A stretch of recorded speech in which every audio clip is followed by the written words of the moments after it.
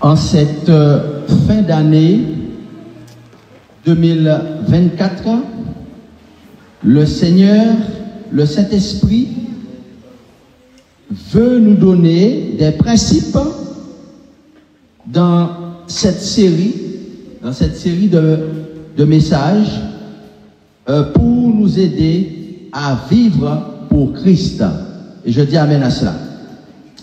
Prions pour que le Saint-Esprit nous aide durant cette nouvelle année 2025 qui arrive à vivre pour Christ, en respectant les principes que le Saint-Esprit nous donne dans cette série.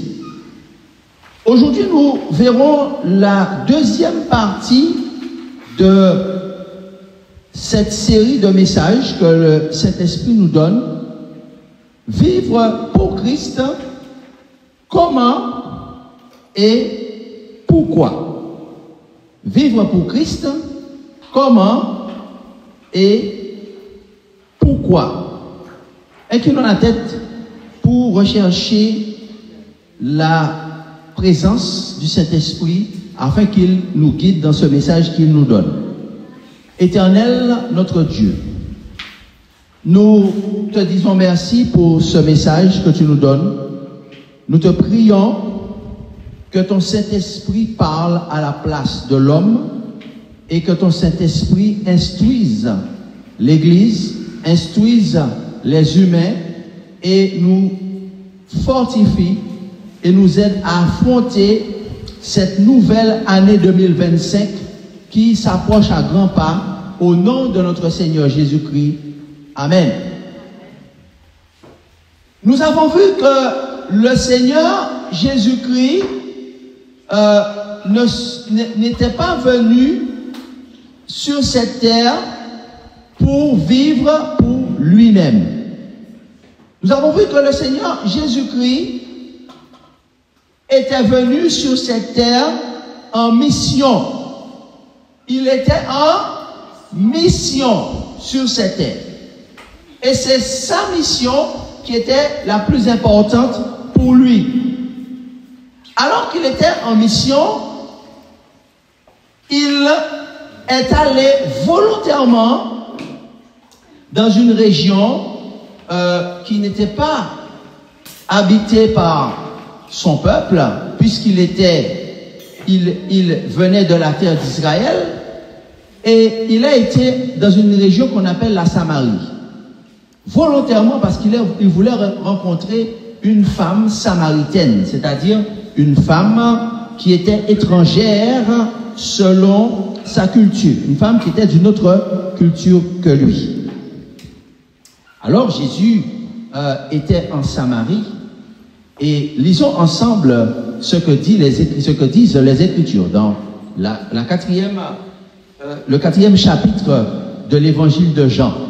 Jean 4 au verset 1er. Le Seigneur, c'est-à-dire Jésus, sut que les pharisiens avaient appris qu'il faisait et baptisait plus de disciples que Jean. Ne fallait-il pas que Jésus avait énormément de succès dans sa mission? Et je dis amen à cela. La parole de Dieu nous dit que Jean le Baptiste Jésus a dit que c'était le prophète, le plus grand prophète que la terre ait porté. Alléluia. Le plus grand prophète que la terre ait porté, c'était Jean le Baptiste. Et pourtant, Jésus, les pharisiens, c'est-à-dire les dirigeants religieux, ont reconnu que Jésus faisait et baptisait plus de disciples que Jean. Alléluia. C'est une preuve que Jésus n'était pas un simple prophète. Puisque le plus grand des prophètes, Jésus faisait et baptisait plus de disciples que lui. Donc cela montre que Jésus n'est pas dans la même catégorie que Jean. Nous sommes d'accord ou pas? Jésus n'était pas un prophète. Jésus était beaucoup plus qu'un prophète. C'est-à-dire, Jésus était le Messie, n'est-ce pas? Jésus est le Messie. Jésus n'est pas un prophète. Il est plus qu'un prophète. Il est le Messie qu'attendait le peuple de Dieu, qu'annonçaient les Écritures. Jean 4, verset 2. Toutefois, Jésus ne baptisait pas lui-même, mais c'était ses disciples. Alors, il quitta la Judée retourna en Galilée, et comme il fallait qu'il passât par la Samarie, il arriva dans une ville nommée Sichar, près du champ de Jacob. Alors là se trouvait le puits de Jacob. Jésus passe volontairement par là, parce que Jésus, il sait tout, il connaît tout, il voit tout, et il veut rencontrer une femme de Samarie, une femme qui vient puiser de l'eau. Quand Jésus, près du puits de Jacob, voit cette femme, Jésus lui dit, Jean 4, verset 7, « Donne-moi à boire. Donne-moi à boire. » La femme lui dit, « Mais comment toi, qui es juif, me demandes-tu à boire, à moi qui suis une femme samaritaine? » En effet, les Juifs n'ont pas de relation avec les Samaritains. Et Jésus lui répondit, mais si tu savais le don de Dieu et qui est celui qui te dit donne-moi à boire, c'est toi-même qui lui aurais demandé à boire. Et il t'aurait donné de l'eau vive. Jésus rentre dans une conversation avec cette femme et lui dit que justement cette eau vive, elle lui en aurait demandé si elle savait qui il était, parce qu'il dit que quiconque boit de l'eau de ce puits en aura encore soif, mais celui qui boira de l'eau que je lui donnerai n'aura jamais soif. Et l'eau que je lui donnerai deviendra en lui une source d'eau qui jaillira jusque dans la vie éternelle. Et je dis gloire à Dieu pour cela. Alors que Jésus est en train d'accomplir sa mission, Jésus se dirige, non pas, il parcourt chaque ville, chaque village de son pays, mais il est même à l'international. Il va dans un ministère international, puisqu'il va dans une région étrangère appelée la Samarie. Et à ce moment-là, la Samaritaine, nous nous en doutons bien, n'est pas de la même origine, n'est pas de la même ethnie, mais ne pratique pas la même religion que les Juifs, puisqu'elle dit à Jésus, mais attends, toi tu es de religion juive, toi tu es un juif, ta religion c'est le judaïsme, et comment toi qui es un judaïsant, comment toi qui es un juif, tu oses m'adresser la parole, moi qui suis de confession samaritaine, moi qui pratique la religion des Samaritains. Alors, chers amis, Jésus va lui donner une réponse déstabilisante. Jésus va lui dire, écoute, tu me parles des Juifs, des Samaritains, mais moi, je ne suis pas sur le terrain de la religion avec toi. Je ne suis pas sur le terrain de la religion avec toi. Je ne suis pas venu t'appeler à entrer dans ma religion. Je ne suis pas venu t'appeler à suivre ma religion, parce que en réalité, je suis venu t'appeler à être sauvé. Je suis venu t'appeler à être un enfant de Dieu. Et Jésus lui dit ceci. Jésus lui dit, je te le dis, que l'heure vient et elle est déjà venue, que celui qui va ou qui veut m'adorer doit le faire en esprit et en vérité. Et je dis amen à cela. Cela, on trouve ça dans Jean chapitre 4 et au verset 23. Jésus déclare ceci. Jésus dit, mais l'heure vient et elle est déjà venue, où les vrais adorateurs adoreront le Père en esprit et en vérité, car ce sont là les adorateurs que le Père demande. Dieu est esprit, verset 24.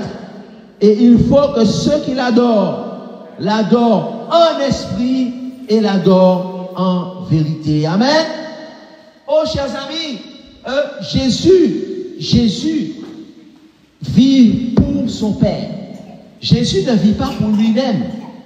Et Jésus lui dit, écoute, femme, toi, tu as été enseigné depuis ton enfance que si tu veux plaire à Dieu, tu dois vivre selon la religion. Tu dois vivre selon les principes religieux de la religion des Samaritains. Mais moi, je ne suis pas venu t'appeler à parler de religion, à suivre une religion, mais je suis venu t'appeler à être un vrai adorateur. Alléluia. Je suis venu t'appeler parce qu'il dit, l'heure vient et elle est déjà venue. De quelle heure parle-t-il là? De quelle heure parle-t-il là? Quand Jésus dit, l'heure vient et elle est déjà venue, ça veut dire quoi? Il dit, si tu savais celui qui est devant toi, toi-même tu m'aurais demandé d'être un vrai adorateur, une vraie adoratrice. Amen. Donc Jésus est en train de lui dire que l'heure est venue. Ça veut dire que, comme dit l'apôtre Paul, lorsque les temps furent accomplis, eh bien, Christ est né d'une femme, n'est-ce pas? Donc Christ, il est né, Christ, il est là, Christ, il est sur terre et il est venu t'appeler, non pas à rentrer dans la religion, mais à le suivre. Alléluia. À être un vrai adorateur, être une vraie adoratrice. C'est pour ça qu'il dit que l'heure est déjà venue. Alors, 2024, c'est-à-dire plus de 2000 ans après que Jésus ait fait cette déclaration, est-ce que l'heure est déjà venue pour que nous puissions être de vrais adorateurs? Hello, hello, hello. Est-ce qu'il y a quelqu'un qui m'écoute? Est-ce qu'il y a quelqu'un qui m'écoute là, sur les réseaux sociaux?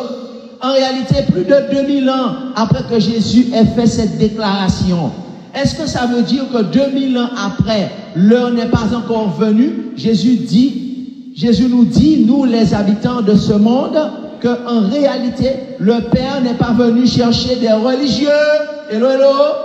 Le Père n'est pas venu chercher, inviter les gens à suivre la religion. Il dit que le Père, l'heure est venue, que l'heure est arrivée. C'est maintenant l'heure, en 2024, début 2025. C'est le moment le plus important de l'histoire, parce que c'est le moment où Jésus cherche de vrais adorateurs. Et il dit, il y a deux caractéristiques pour être un vrai adorateur, une vraie adoratrice.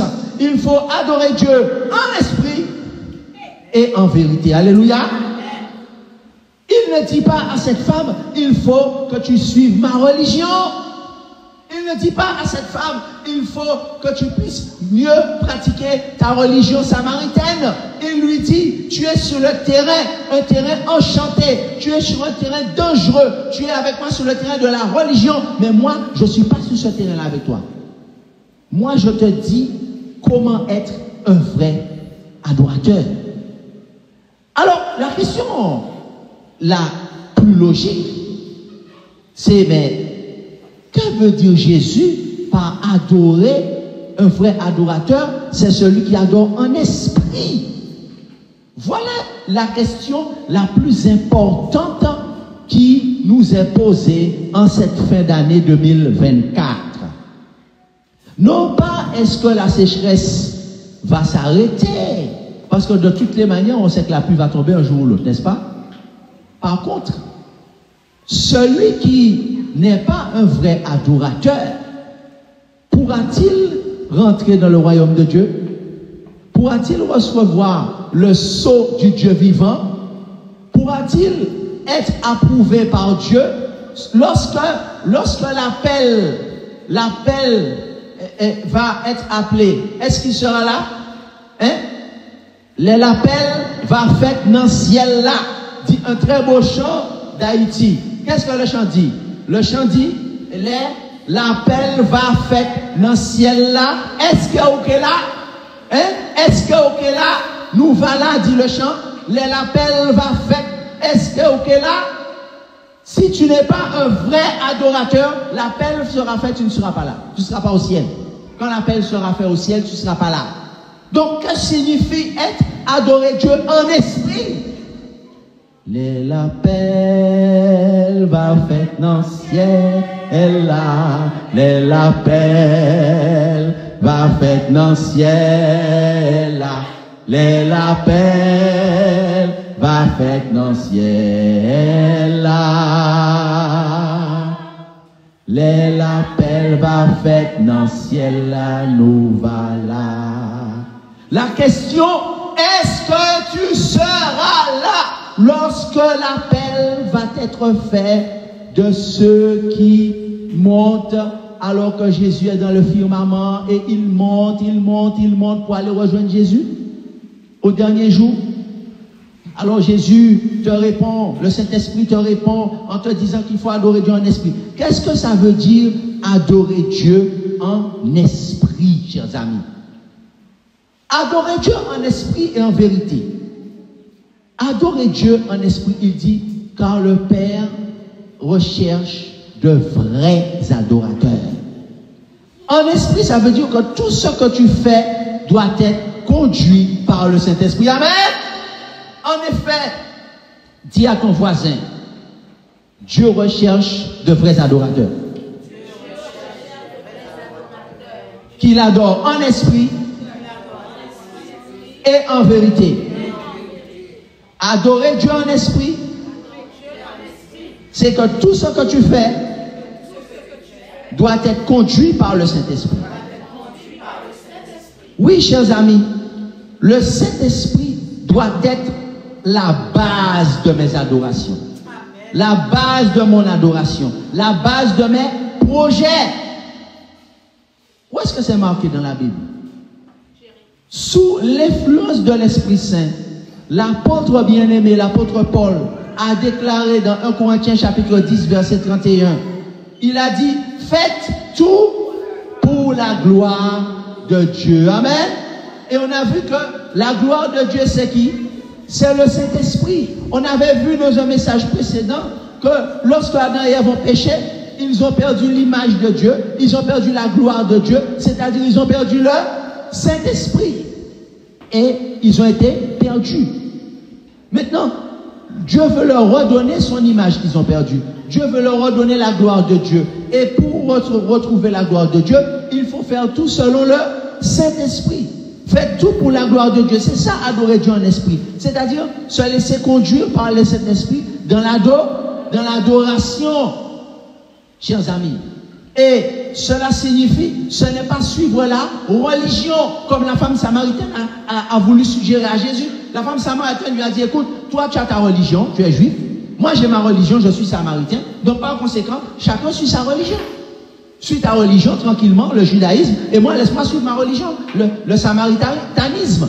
Jésus lui a dit, hé, madame, attention, lumière rouge, stop, attention, moi je ne suis pas venu, je ne suis pas sur le terrain de la religion avec toi, je suis sur le terrain du royaume de Dieu, et pour que tu puisses être rentré dans mon royaume, il faut que tu puisses adorer Dieu selon le Saint-Esprit, c'est-à-dire être conduit par le Saint-Esprit. En réalité, le Saint-Esprit, alors, si c'est le conditionnel, si le Saint-Esprit n'est pas en moi, mon adoration sera vaine. Dis à ton voisin, si le Saint-Esprit n'est pas en toi, ton adoration sera vaine. Si le Saint-Esprit n'est pas en moi, mon adoration sera vaine. Chers amis, ce n'est pas seulement le Saint-Esprit qui a dit ça. Hein? Ce n'est pas seulement le Saint-Esprit qui a dit cela. Hein? Un jour, Jésus-Christ de Nazareth l'avait déjà dit. Parce que Jésus de Nazareth avait déclaré ceci. Il y a des gens qui disent, attention, n'abandonnons pas notre assemblée. N'abandonnons pas notre assemblée. Mais c'est quoi l'assemblée? C'est quoi l'assemblée? On cite des passages sans comprendre le contexte. Jésus a dit ce que c'est que l'assemblée. Jésus a dit, là où 2 ou 3 sont assemblés en mon nom, je suis au milieu d'eux. Il n'a pas dit là où 2 ou 3 sont assemblés, je suis au milieu d'eux. Beaucoup, on oublie en mon nom. En mon nom, ça veut dire quoi? C'est quoi être assemblé en mon nom? Ça veut dire lorsqu'on est assemblé et qu'on a le Saint-Esprit en nous, à ce moment-là, Jésus est là et c'est une assemblée. Mais lorsqu'on n'a pas le Saint-Esprit en nous, ça veut dire que quand on n'adore pas Dieu en esprit, on n'a pas l'Esprit de Dieu en nous. On est dans l'assemblée. C'est une assemblée? Est-ce que c'est une assemblée lorsqu'on n'a pas l'Esprit de Dieu en nous? C'est une réunion. Mais ce n'est pas une assemblée. Chers amis, il y a beaucoup de réunions sur terre. Mais combien d'assemblées il y a sur terre? Parce que Jésus a précisé, il a dit, là où 2 ou 3, même si on est 150, même si on est 200, mais si on n'a pas l'Esprit Saint en nous, on n'est pas l'assemblée de Jésus. Donc, en effet, chers amis, Jésus déclare ceci. Jésus dit qu'il faut, pour que notre adoration soit une vraie adoration, il faut que le Saint-Esprit soit en moi. Et Paul a répété cette parole dans Colossiens 1, verset 27. Il a dit, Christ en moi, l'espérance de la gloire. Amen. Il n'a pas dit lorsque nous sommes tous assemblés, l'espérance de la gloire. C'est pas ce qu'il a dit. Il a dit Christ en moi, l'espérance de la gloire. Donc la gloire de Dieu, adorer Dieu selon un esprit, c'est-à-dire selon la gloire de Dieu, c'est avoir le Saint-Esprit en soi. Christ en moi, l'espérance de la gloire. Donc si Christ n'est pas en moi, cette adoration, elle est vaine. L'adoration, quand je viens me réunir ensemble, me mettre ensemble pour adorer, Dieu ne reconnaît pas cette adoration, elle est vaine si je n'ai pas Christ en moi. Ce n'est pas nous qui le disons, c'est Paul qui le dit dans Colossiens 1, verset 27. En effet, chers amis, Jésus a déclaré que si le Saint-Esprit n'est pas en moi, n'est pas en toi, ton adoration sera vaine, chère femme samaritaine. Alors tu peux remplacer femme samaritaine par toutes les nations qui existent, n'est-ce pas? Tu peux remplacer femme samaritaine par toutes les nations, chère femme de telle nation. Si le Saint-Esprit n'est pas en moi, mon adoration sera vaine. C'est pourquoi Jésus, ayant compris cela, Jésus a compris que pour que l'adoration soit une vraie adoration, vous l'avez compris, qu'est-ce qu'il faut? Il faut être conduit par le Saint-Esprit.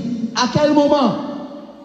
Non seulement dans l'adoration, mais à tout moment de ta vie. Et je dis amen à cela. Alors, où est-ce que c'est marqué? Lisons ensemble dans le 4e.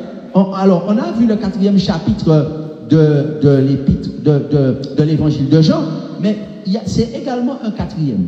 Dans le 4e chapitre de l'évangile de Luc, c'est-à-dire juste avant, au verset 1er, Luc 4, verset 1er, on nous dit comment Jésus était un vrai adorateur de son Père, adorer Dieu en esprit. Alors, comment Dieu adore en esprit? On a vu la dernière fois, que pour pouvoir vivre pour Christ, il faut, on a dit que le secret, il y a un secret. Le secret, on a dit, ce n'est pas suivre la religion. D'accord? Au contraire, suivre la religion va même nous éloigner de vivre pour Christ. On a vu que pour vivre pour Christ, il faut imiter Christ. Amen? Il faut imiter Christ. Christ doit être notre modèle, notre exemple.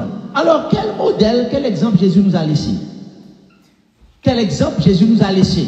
Alors, lisons Luc chapitre 4 et verset 1er. Jésus rempli du... C'est ce que j'ai vu là? C'est ce qui est marqué là?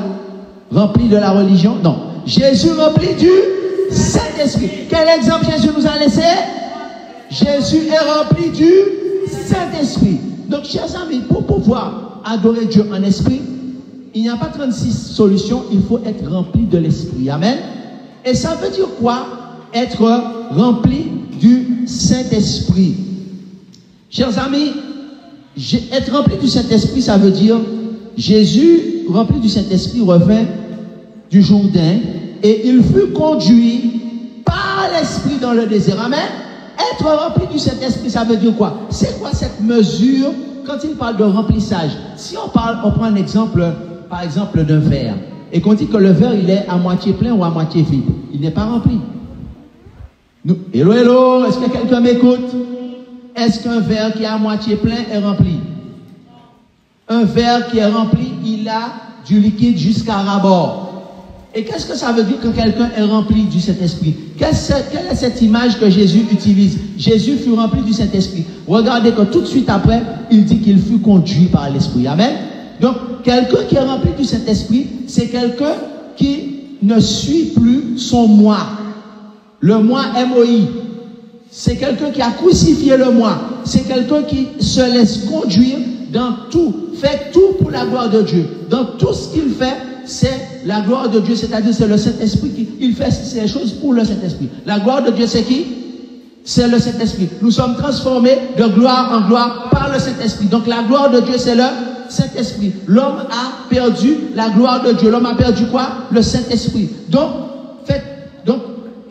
être conduit par, être rempli du Saint-Esprit, c'est être conduit par la religion, par le Saint-Esprit, n'est-ce pas?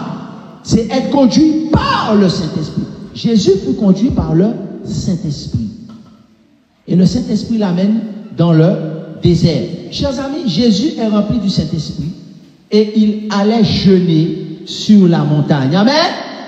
Jésus est notre exemple. Rempli du Saint-Esprit, il a été sur la montagne pour jeûner et prier. Et en allant sur la montagne, il est passé par le désert. Et parce que le Saint-Esprit le conduisait, car il était rempli du Saint-Esprit. Donc, quand tu es rempli du Saint-Esprit, c'est le Saint-Esprit qui te conduit. Amen.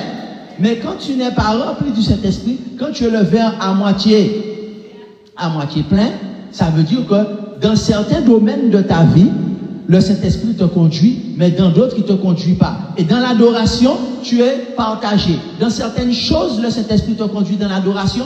Par exemple, tu peux dire, moi, j'adore selon le jour de repos. D'accord? Mais dans d'autres domaines, tu ne te laisses pas conduire. Tu dis, selon le jour de repos, je me laisse conduire. Mais par contre, selon la tenue vestimentaire, je choisis, j'aime ça, ça me plaît, ça va dans mon sang, je veux ceci. Selon la coupe de cheveux, je veux faire, selon le mariage, je veux faire, selon les études que je fais, selon le... Non, quand on est rempli du Saint-Esprit, c'est le Saint-Esprit qui nous conduit. Amen. Jésus fut conduit par le Saint-Esprit.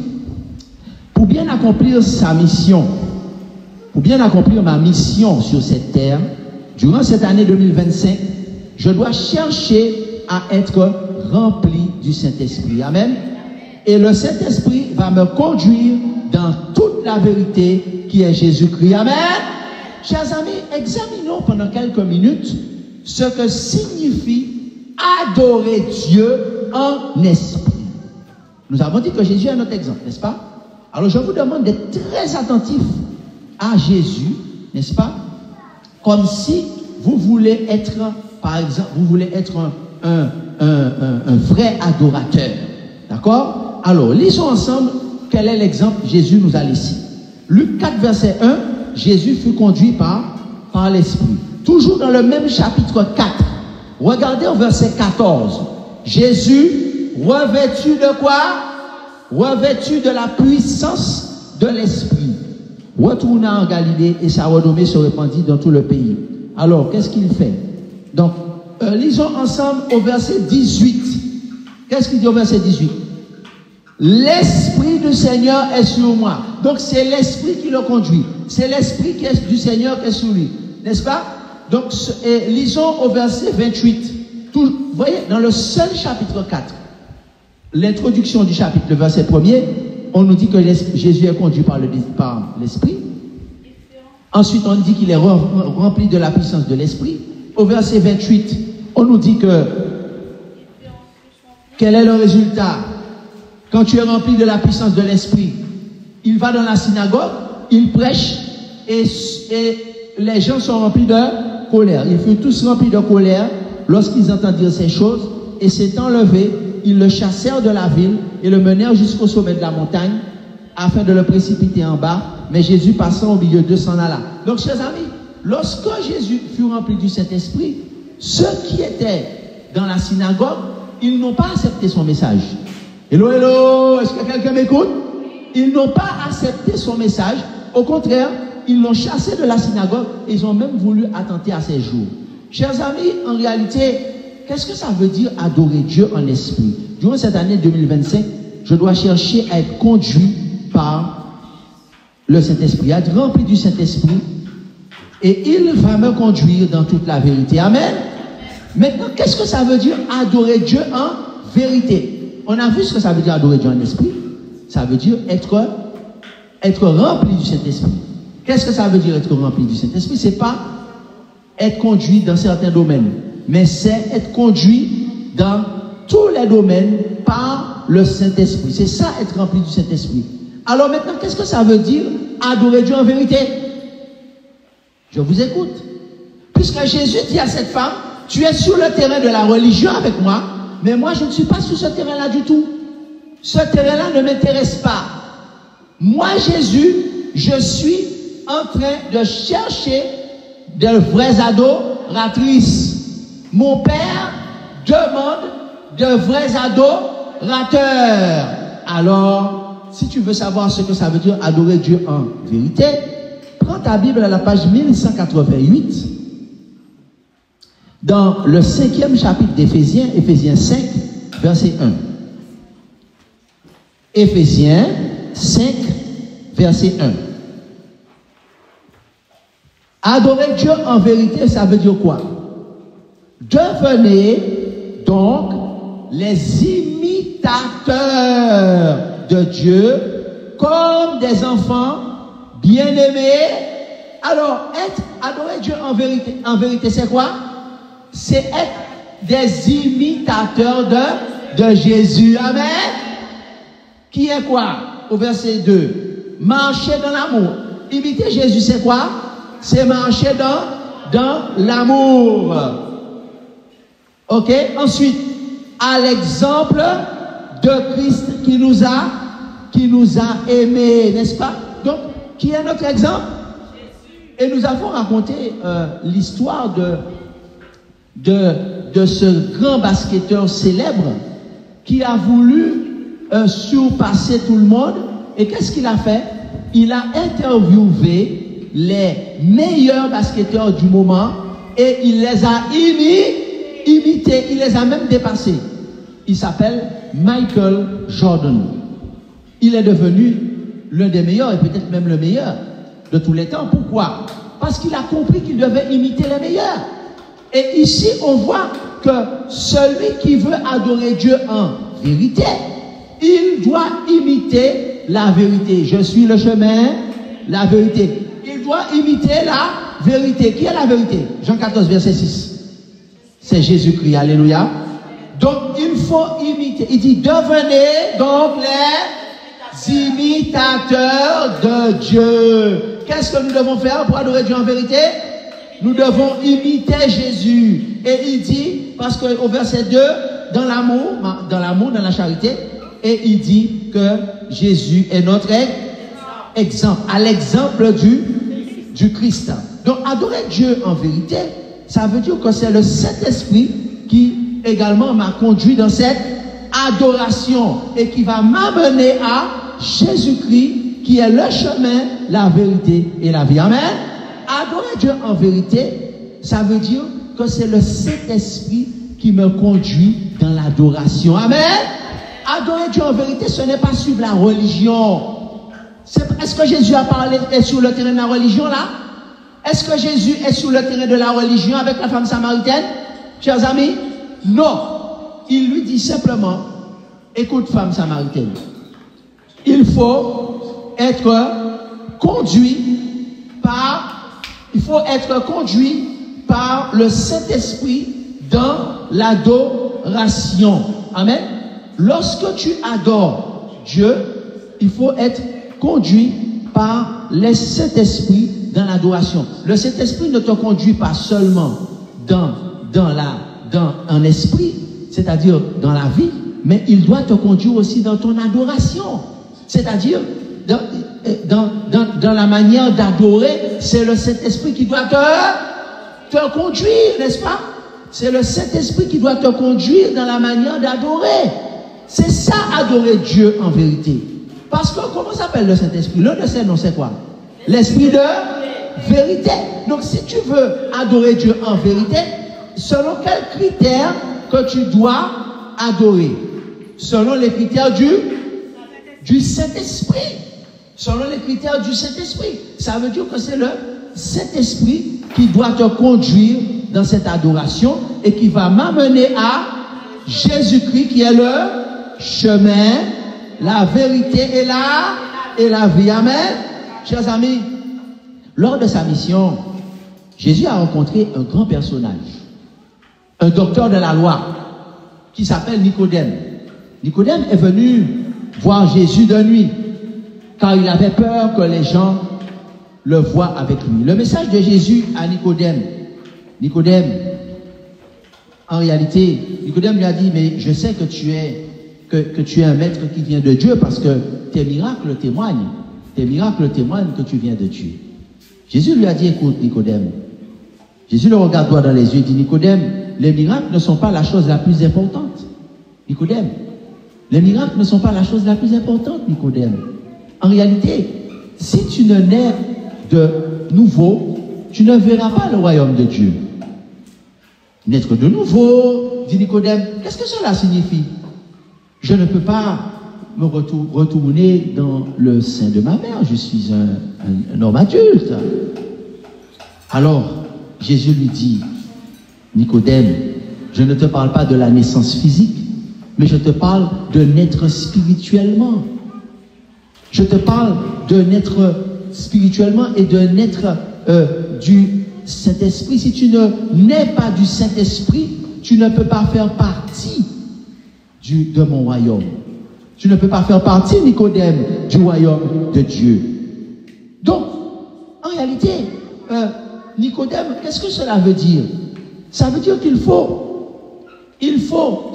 Nicodème, tu as appris, on t'a appris, Nicodème, toi qui es un pharisien, c'est-à-dire un dirigeant de l'église, toi qui es un enseignant de Torah, on t'a appris, Nicodème, que pour pouvoir être approuvé par Dieu et être sauvé, tu dois suivre la religion. C'est ce que tu enseignes, Nicodème. Mais Nicodème, tu dois revoir ta copie. En réalité, Nicodème, si tu veux être sauvé, il faut que tu puisses laisser Dieu changer, te transformer. Il faut que laisser Dieu entrer dans ton cœur. Il faut que Dieu enlève le cœur mauvais et puisse te donner un cœur nouveau. Et c'est cela, naître de nouveau. Amen. On peut dire que, en réalité, Nicodème, il faut laisser Dieu te transformer. Nous savons tous, chers amis, que un enfant, un bébé, lorsqu'il est bébé, il est beau, n'est-ce pas?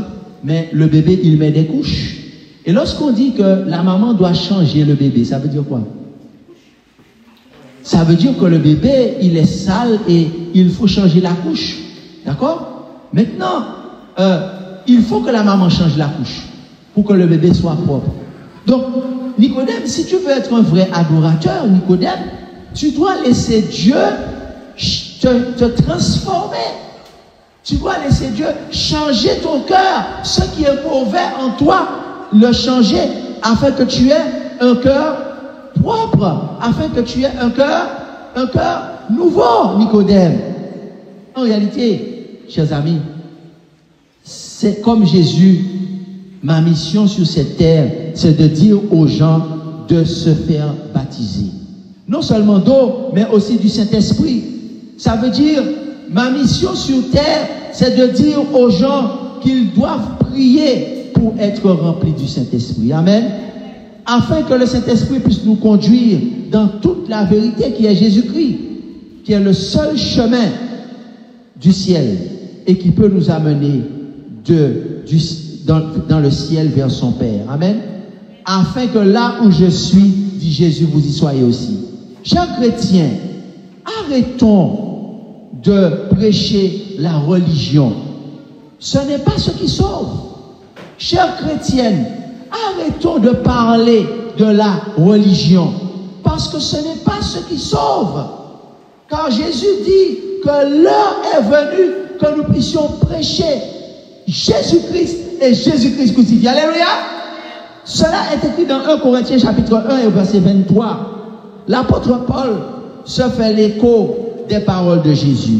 Dans 1 Corinthiens 1 et au verset 23, l'apôtre Paul déclare ceci. Il dit, à partir du verset 19, il dit, Dieu dit, je détruirai la sagesse des sages, j'anéantirai l'intelligence des intelligents. Et il dit au verset 23, nous prêchons Christ crucifié, scandale pour les Juifs et folie pour les païens, mais puissance de Dieu et sagesse de Dieu pour ceux qui sont appelés tant juifs que grecs. Chers amis, nous ne sommes pas là pour prêcher la religion.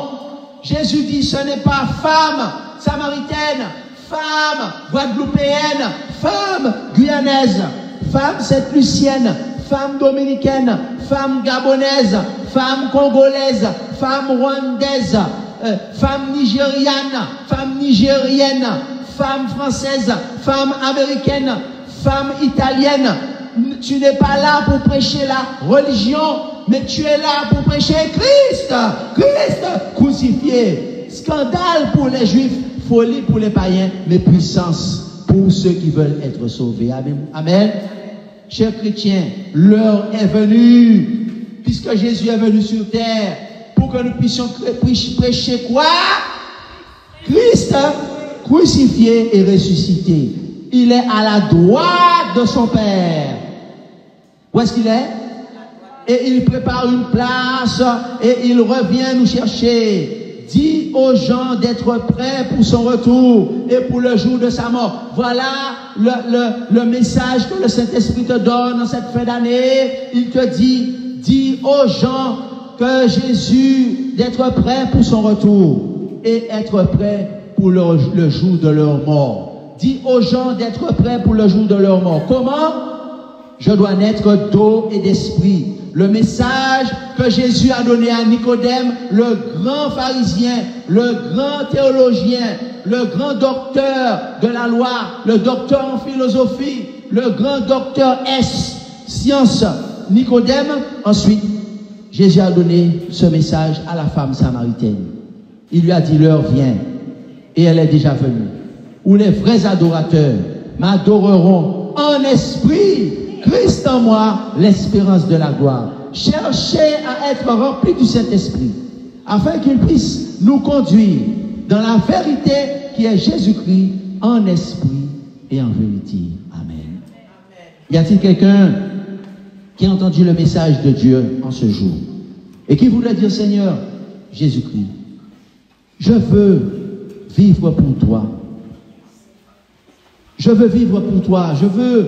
Je veux être un vrai adorateur. Je veux être une vraie adoratrice et t'adorer en esprit, en vérité. Si c'est ton désir, lève la main. Là où tu es, sur le net, quel que soit le pays où tu es, quel que soit le continent où tu es, quelle que soit la langue que tu parles, Jésus est là, les anges sont là, il est Christ là, et il va t'aider à l'adorer en esprit. Viens chanter avec moi, Christ est ressuscité. Christ est ressuscité. C'est-à-dire, ce que tu dois prêcher maintenant, ce n'est pas la religion, mais c'est Christ est mort et il est ressuscité et que désormais, maintenant, il faut être baptisé d'eau et d'esprit et il faut vivre pour lui. Christ est ressuscité. Le numéro 80, levons-nous. Numéro 80, Christ est ressuscité. Christ est ressuscité, quand les chants joyeux, son triomphe en Dieu, soit exalté. La gloire et l'honneur, au Sauveur, au puissant Rédempteur.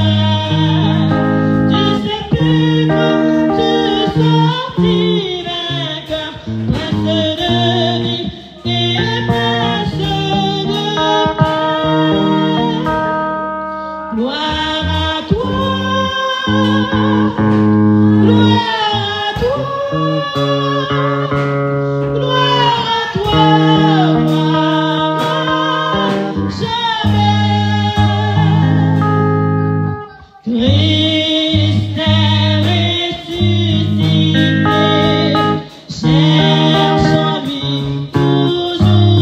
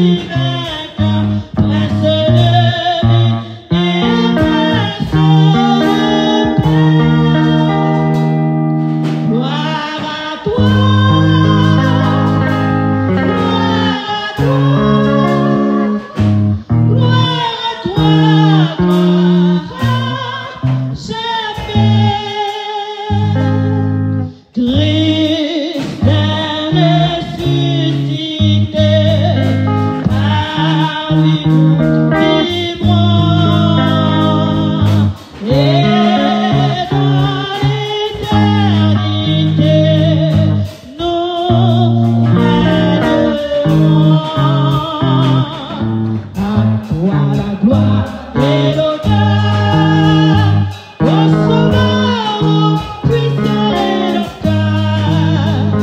Tu sais plus comme tu sors fidèle, prince de vie et prince de paix.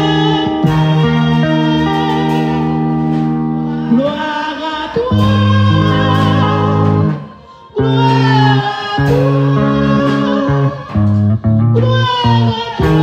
à toi, gloire jamais.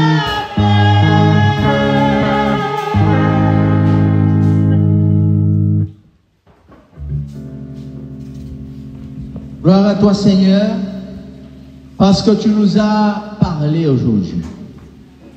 En cette fin d'année, tu nous as montré ce que tu attends de nous. Depuis à l'époque de ta venue sur terre, tu as parlé à deux nations très importantes. Et tu leur as dit que tu attends ce que tu attends des êtres humains. Et en ce discours, tu t'adresses à toutes les nations en cette fin d'année pour leur dire que tu es en train de passer la terre en revue et que tu cherches de vrais adorateurs qui t'adorent en esprit, c'est-à-dire selon le Saint-Esprit, une adoration conduite par le Saint-Esprit et en vérité, c'est-à-dire en imitant l'exemple du Christ. Seigneur, aide-nous à être de vrais adorateurs, à imiter non seulement l'exemple du Christ, mais à écouter les paroles qu'il a prononcées. Et ainsi, à être remplis du Saint-Esprit. Permets que durant les prochains mois de 2025, nous puissions chaque jour prier pour être remplis du Saint-Esprit. Ça veut dire marcher selon le Saint-Esprit dans toute notre vie, dans toutes choses, afin que lorsque Jésus reviendra, tu puisses nous appeler. L'appel va faire dans le ciel, là, nous voilà. Et certains n'auront pas le temps d'atteindre le retour de Jésus, mais au moment de leur mort, ils puissent être reconnus comme étant de vrais adorateurs. C'est là notre prière pour vous et pour moi, au nom de Jésus-Christ et pour sa gloire. Amen. Reçois la bénédiction. Que l'Éternel te bénisse et te protège. Que l'Éternel te regarde avec bonté et qu'il te fasse grâce et qu'il te fasse grâce. Que l'Éternel veille sur toi et t'accorde sa